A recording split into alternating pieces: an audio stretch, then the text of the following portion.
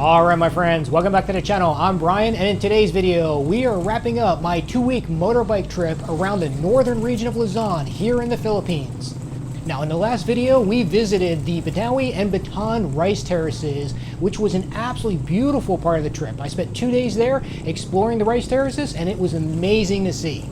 Now if we look at this trip as a whole, this has been 2 weeks on the road covering a distance of over 800 miles.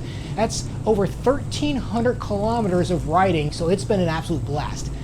And I've got a ton of video to edit and scrub through, so please bear with me. I'm new to this whole YouTube thing, so yeah, I'm learning as I go in this process. But for this video, I want to talk about something, specifically the logistics of what you can expect traveling around like I'm doing on motorbike here in the Philippines. Now, one misconception that kind of pops up often, and I want to address this because I think it's actually kind of funny, is people refer to going to the province, and I get these comments from folks, which is pretty interesting.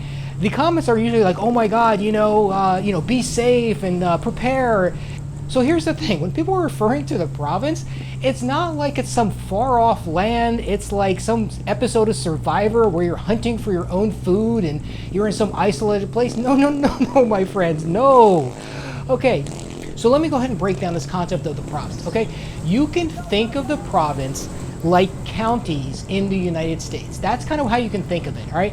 So there are some, like in the United States, there's some really large counties and there's a lot of little small counties. The same thing here in the Philippines. There's very large provinces and there's some small provinces and sometimes they're clustered together, okay? Now some will have several cities and small towns, and some can be more remote and rural, while others have these major large hubs. So for example, my video I did just a few weeks ago in Batangas. Batangas is a province, and then there is the city of Batangas within that province, and there's other cities that are also in the province of Batangas. So that's what we're really talking about here when we're talking about province, okay? So this concept of going to the province doesn't mean you're going to some isolated area where you're, again, foraging for your own food and, hunting and surviving. No, okay? Yes, there are rural areas here in the Philippines, okay? But most places you go in the Philippines, you're going to have modern amenities, especially if you're sticking to more of going from town to town. You're sticking more on the road structure, right? And that's something I highly recommend. If you're coming here for the first time or you spend some time here, and that's kind of like what I'm doing, is I'm going from town to town and I'm sticking to the major areas, okay? Now, one big difference here in the Philippines is that this is an island nation. So getting from island to island does take more time and planning.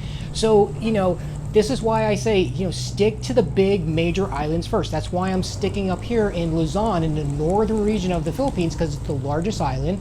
And there's so much to explore and see. I mean, I just did an 800-mile road trip, and that's just one loop, and I didn't even cover, even maybe a quarter, maybe 20-25% of Luzon. So there's such a huge amount of variety up here just in this one region alone that it's going to take me years to explore all of the Philippines.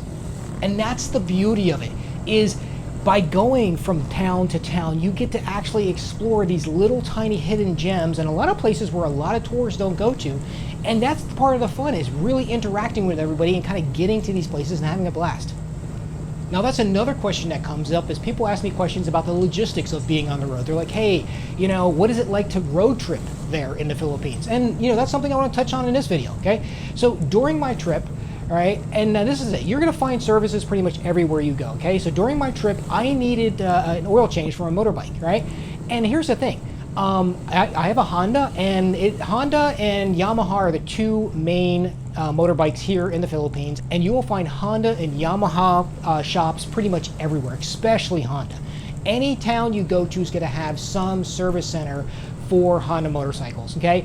So there I was on the road, heading up to the next town, and I popped into one, got my oil changed, and as always, incredible, friendly staff, pretty much services everywhere you go. It's just wonderful, okay? Another thing on the logistics side is laundry on the road, right? Now, I personally like to go to laundromats specifically on the road. Yes, I can get Airbnbs and sometimes hotels will have it, but especially Airbnbs, you're just going to have washers. They're not going to have dryers there. So going to an actual laundromat And they're great because they have the both washers and dryers, okay, folding tables, and of course, always friendly staff. And you know, a load of laundry typically runs me about 160 pesos.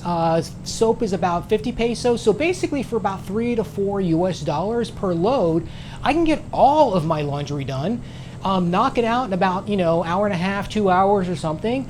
And it's great. Everything's clean, everything's dried, pressed, and it's just perfect, right? Ready to head on to the next town. All right, next, what about working from the road? Well, again, super easy, okay? Wi-Fi and cell signals are pretty easy to come by, right? And there's pretty much coffee shops everywhere. And let me rephrase that. There are coffee shops everywhere, and I mean everywhere. Every single town I go to, I can always find a coffee shop, all right? It's just extremely common here, okay?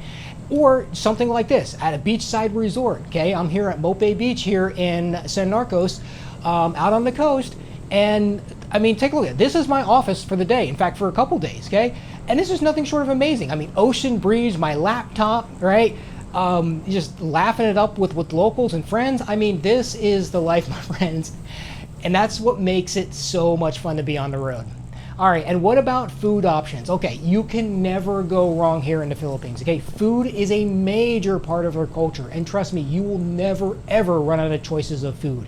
All right, whether, you know, it's an oceanfront morning breakfast staring at the, the ocean, whether you're going from town to town and just pass by an Andox, pop in and grab some excellent barbecue chicken or beef, all right, or even just swinging over to like a little Sari store or get some roadside barbecue at a local stand. I mean, this is the kind of stuff that makes being and exploring here in the Philippines so much fun. And there's even modern amenities too. Yes, you want Dunkin' Donuts? Yes, I said that. There's Dunkin' Donuts here. They're going to be more in your larger towns, but you're going to have all you want Starbucks, you want Dunkin' Donuts. It's going to be here, okay?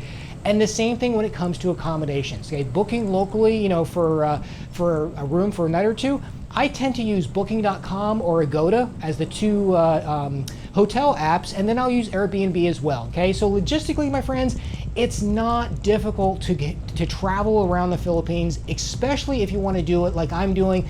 You want to rent a motorbike, I own mine, and you want to experience this firsthand. You don't need to worry about being alone, because everywhere you go, you will find so many amazing Filipinos, right? They are excited to meet you. They want to talk to you and learn about you and share the pride that they have both in their town and their province, okay? This is their culture that they want to share with you.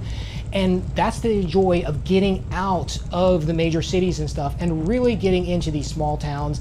So, hey, if you have the option to do it, highly recommend it. So there you go, my friends. Thank you so much for watching. You know, I hope a little bit of this logistical information kind of was helpful for you. Let's talk about it in the comments. And until the next video, take care, my friends.